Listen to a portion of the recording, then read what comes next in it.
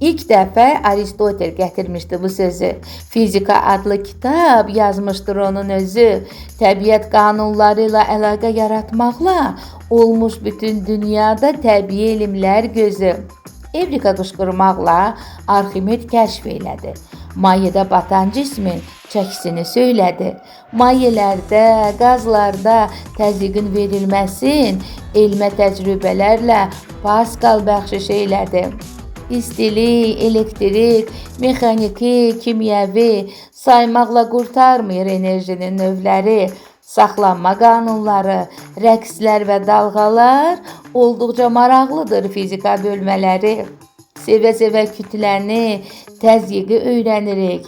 Demokriti oxuyub Descartes-i bəyənirik. Newtonun, Coulomb'un, Hooke'un qanunlarını bütövlükdə deyirəm. Fizikanı sevirik.